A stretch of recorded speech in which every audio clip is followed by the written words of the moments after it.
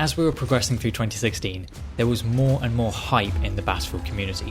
Battlefield 1 had been announced in incredible fashion with that Seven Nation Army trailer, and the game was just building hype upon hype. It had a brand new setting in World War I, a setting that very few AAA games had ever gone to. It had the massive scale that you'd expect of a Battlefield game, and visuals that really were unrivaled anywhere in gaming at that point. It looked phenomenal, the beta was really fun to play, and players were just so excited, myself included. And yet somehow this isn't the most loved game of this entire console generation for me. In fact, it really kind of fell flat when I first played it. And so today, by going through all of my thoughts on the game and all my experiences with it, I'm going to try and understand why that was as I revisit Battlefield 1.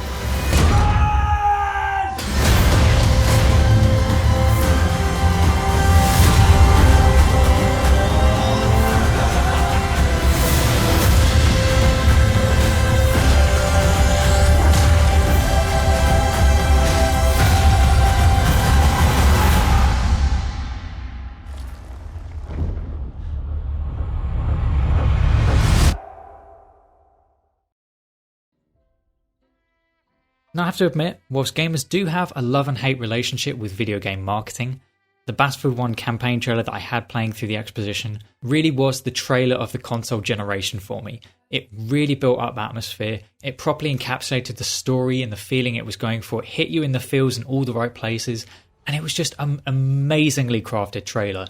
The game was only a couple of weeks away from launching at this point, but it sent my hype through the roof as to what they were doing with the single player of this game. And so when the game did finally release, I was immediately straight into playing the war stories because I was really hyped to see what narratives they would tell. And the game really did not disappoint. You load in and you get that incredible prologue where you just go from character to character on the open fields of no man's land, and you've just got chaos ensuing, and then you've got that really intense music in the background. It is one of the best prologues of any story, whether it be a first-person shooter or another game. It was really incredible, it was spectacular, and it really just sold you on the game, what the game was trying to do. And then the first proper narrative story of the campaign you had Through Mud and Blood, following the tank crew of a Mark V land ship on the second assault of Cambrai. This war story was fantastic. The opening cutscene was incredibly intriguing, and you got some really impressive and incredible little details and really built atmosphere and made it feel ominous as World War I should. You got the slight bit of film grain on all of the cutscenes, which just gave it that aged feel. You got the smoke clearing around the land ship, really gave it that presence of a really terrifying machine. And the cutscenes of this story really emphasised how horrifying it must have been to be in a trench and all of a sudden this behemoth of steel starts approaching you. Like, it really captured that for me. And it really was fantastic. The gameplay itself was also enjoyable. You had some stealth aspects which were quite fun in their own right. The tank-on-tank combat was also enjoyable. It also had some decent character development with McManus's redemption arc, and overall, this war story was phenomenal to play through. It was really fun to play, it had a really good story behind it, the cutscenes were amazing, the music was also fantastic, and the ending was so satisfying, it really just made that story a near 10 out of 10. It was fantastic to play through. But then the next story I played through was Friends in High Places. This was one focusing on aircraft, and you got to play as Blackburn. Now this particular story, I didn't find it quite as enjoyable as Through Mud and Blood. I think the larger cast of characters in Through Mud and Blood helped develop the interpersonal relationships more, which made it a much more interesting story. Also, in Friends in High Places, whilst it is entirely the point of the story, Blackburn's just a bit of an arsehole. He's not my kind of character, so that was partly why I didn't enjoy it as much. But actually, the gameplay in this one was fantastic. It really gave you some variety in the air combat, which seemed a bit strange to say because it seems like you'd be doing the same thing over and over. But the different settings, the different objectives of the missions were really fantastic, and it was a fun little story as well. It gets a little bit ridiculous at the end where you're in a massive air raid over London, there's airships on fire and you're punching a German in the face before jumping off of it into the River Thames. It's complete bullshit, but it's also really entertaining. Like, sometimes you'll get missions like this in games and it's like, come on, this is just ridiculous. But for whatever reason for me, this one actually worked. It was the right kind of crazy, because it also did fit into the story of, was Blackburn ever telling the truth at any point through this entire story? And that was kind of the purpose of it. It was, this is not a particularly honest character, but he's telling an interesting story regardless of whether it's true or not. As I said, it wasn't my favourite character, which is partly why I didn't enjoy it as much, but it was still a fantastic war story and was still really fun to play through. Then you get to Avanti Savoia. This one was a little bit less interesting for me, partly because it is really short. Like, you can complete this in probably less than 45 minutes. You get to play as Italian Iron Man mowing down hundreds of Austro-Hungarians and taking down planes left, right and centre. It did have a nice story behind it, and that did make it still enjoyable to play through, but because of how short it was, it really just left me feeling like I wanted something more from it. Then the fourth war story was The Runner.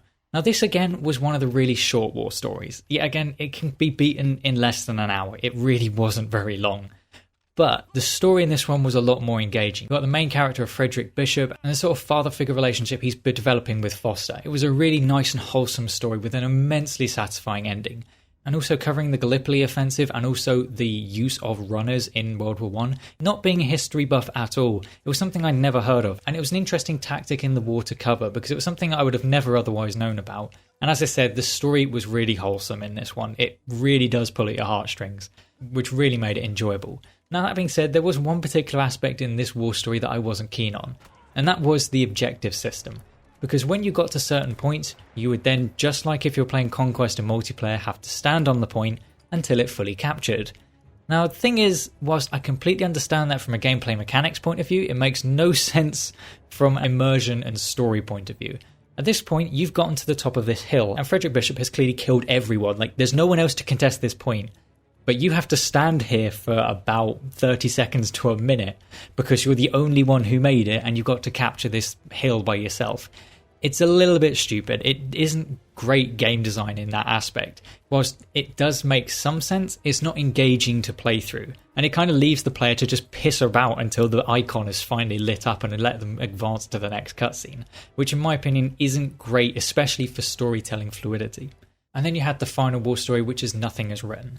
And this one was okay. It covered Lawrence of Arabia and the Bedouin warriors and through the character Zara, and it was alright. The only thing was, all of it took place in Sinai Desert, and you could tell, especially between the second and third parts of this war story, it's like, this is exactly the same area I was just playing in. It's just the playable area has been made slightly smaller, and it did kind of detract from the experience. It's like, well, why did I bother leaving here in the first place? The story itself was okay, but I never quite felt any connection to it, either emotionally or what the actual story subject matter. And having gone and read his book, The Seven Pillars of Wisdom, after having played this game, when I've gone back and played it, it's kind of made me feel like the character of Lawrence Arabia in this just didn't seem quite right compared to his own novel. And so this story was just a bit mismatched for me. Admittedly, the second part of it was quite fun, where you really could just mess about and just ambush these commanders. You can either do it stealthily or do it very hit and run like I decided to in this playthrough, which did make it quite entertaining. And it was an okay story, but it wasn't the highlight of the game for me. And then finally, the game ended with an epilogue, which, much like the prologue,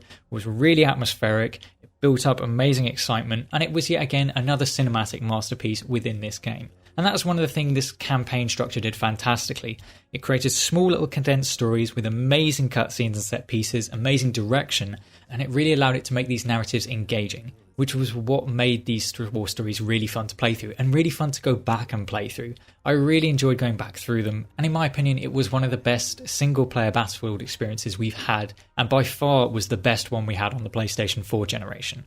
Now, whilst I have given my own sort of synopsis and summary of my experiences with the campaign, if you'd like a slightly more detailed and considerably more entertaining synopsis of the campaign, I'd highly recommend this summing it up video from Big Mooney06. He doesn't make Battlefield videos anymore, but this video was honestly hilarious to watch through. It does perfectly summarise the campaign in such a funny way. It really is worth a watch.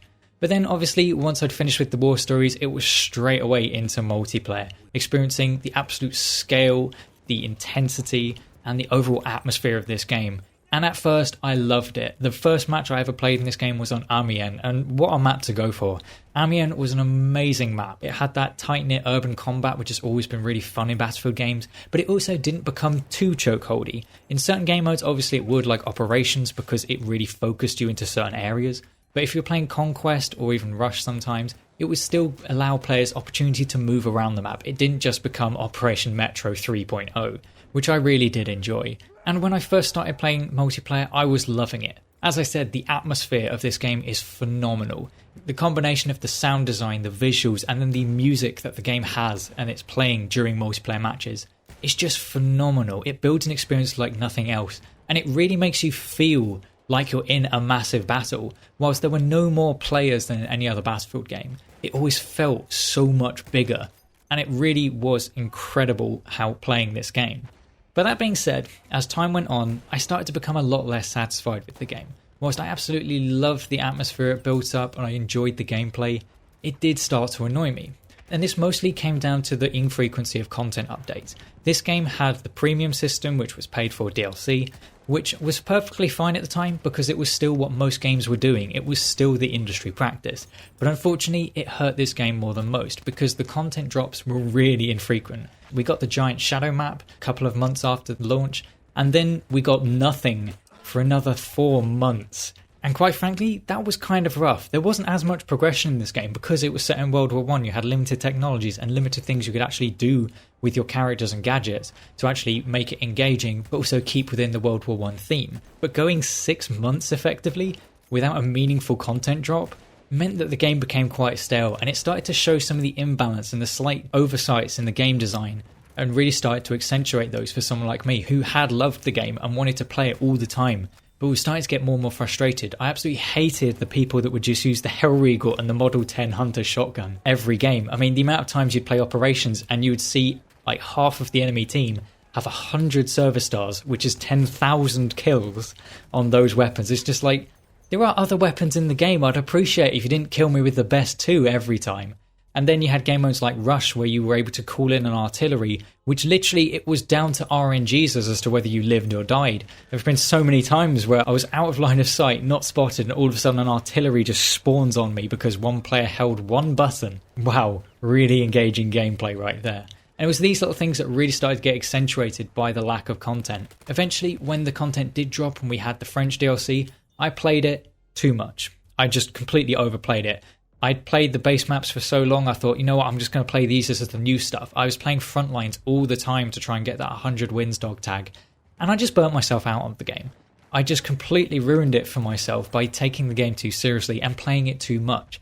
It wasn't enough for me to keep coming back and playing all the time, but I didn't take the warnings, and I stopped enjoying the game. And then a further 6 months later, we then got the In the Name of the Tsar expansion, which was the second major content drop for this game. So as you can see, we've had 2 major content drops in 12 months.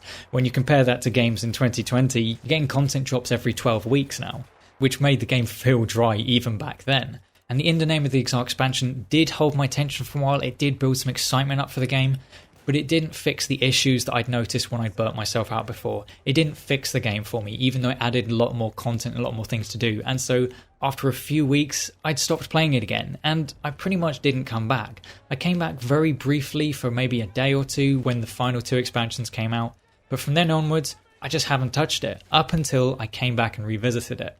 I enjoy it a lot more now than I think I did when I first played the game. And part of that is, I'm actually able to now just appreciate what this game does so phenomenally well, which is the atmosphere, the feeling of scale, the feeling of being in that battle and being engrossed in the game is what this game does phenomenally, and it's why people still play it, it's why people still love the game. It's because of that fact. I think the problem was when I was playing this the first time, I kind of managed to unlearn how to enjoy games. I was taking it too seriously. I wanted to make videos on it. I wanted to play it all the time and get so much enjoyment out of it. But what I didn't realise that I actually wanted was Battlefield 4.5. That was all I wanted. If I'd had been given more Battlefield 4, I'd have been happy as Larry. But in the end, Battlefield 1 was a completely different game. It was trying to achieve something different. It nailed what it was trying to achieve. But what I didn't realise was at that time, that wasn't what I wanted to play. But when I go back to it now, it's so phenomenal. You go back and play Operations, which is a game mode that has just never been lived up to. I mean, even Operations couldn't live up to Operations, to completely rip off a quote from the MCU. And it was just one of the most hype-filled modes I've ever played. It's pretty much the only game mode I've played when I've come back to revisit the game. And that's purely because of how incredible it feels to play. I had this one match on the Kaiserslacht operation where you're playing St. Quentin's Scar followed by Amiens. And I was getting crapped on for about an hour because the other team got through St. Quentin's Scar in one attempt, and they got through 4 bases, I think, on Amiens in one attempt as well. And I was just getting destroyed. But then we managed to hold them off in the sector which had 3 flags. And then the following battalion, they managed to capture the 3 flag sector, but failed at the final sector with 2 flags. Which meant that there was one single round, one battalion of enemies trying to capture these last 2 flags. and it was an absolute slog to get through. We were defending like the last 2 hours depended on it, because quite frankly it did. But it was so fun, that last push, that last defense, trying to hold the line and managing to win this game despite having been shit on for almost an hour and a half. Winning the last 20 minutes of the game was absolutely awesome, and it had an incredible feeling, and it's something that has never been rivaled in any other game for me. That feeling of time invested and that feeling of an overall battle has never been captured by another game, and it was phenomenal. And what's more, there were also some matches that I played using the back to basics rule set, where you could only use the bolt action rifle of the nation you were playing, and that was what every player was using. And the game just really felt different. Like, I kind of hate these phrases, but really, quite frankly, it does hit different. Playing with just the bolt action rifles in operations on Monte Grappa, it was phenomenal. It was a completely different experience, and it eventually led me to start experimenting playing with no HUD in this game. And yet again, it took me a while to adapt, because admittedly I was indiscriminately shooting everything in case it was an enemy. But then once I finally adjusted to who was an enemy and who was a teammate, it was a massively different experience. I could just enjoy the atmosphere that much more. It was so cinematic. It's unbelievable. And that's what this game did phenomenally. And that's just the thing I never got to appreciate when I first played it, because it wasn't what I was looking for. I was just looking for something that was almost identical to Battlefield 4, but with a little bit of a different coat of paint. And then the final thing I also want to go over in a bit more detail is the soundtrack of this game, because, well, it doesn't need to be said, but it is phenomenal. It's without compare. You start out with the music that came with the game at launch, where it's just the sort of very heroic cavalry side of the main theme, and then you've got the very optimistic music of A New Dawn. But then when you get into the expansions music, the game just kicks it up a notch even more. You've got this sort of relentless battle feeling from the In the Name of the Tsar DLC, and then it gets to the point in Apocalypse where it's honestly like you're hearing music from Lord of the Rings. It takes on that epic sort of quality, and the soundtrack is just phenomenal. Recently I was moving into my flat because holy shit, I'm actually an adult now and I have a job. Like, what even are those? But I was deciding to listen to the soundtrack of this game while I was packing and unpacking. And it's just a phenomenal soundtrack. Like, it's 3.5 hours of epicness that I don't think any other game has lived up to. It's incredible. And quite frankly, it was what helped give this game so much atmosphere and give it so much emotion behind the gameplay, which is what I've really loved playing when I've come back. The game isn't perfect. It still has a lot of cheesy mechanics. You've got grenade cheese, you've got plane cheese, you've got rocket gun cheese, you've got sniper cheese. It gets to the point where you're kind of like, wait, it's all cheese? Always has been. And those flaws were not lost on me when I came back. I definitely got annoyed by the players who were just mortar constantly in operations. But the overall feeling of this game and the ambience and the atmosphere and the way it felt to play was just so much fun, and I loved that casual enjoyment of it. So today, I just want to leave you with what this game did so well, which was creating emotion and atmosphere.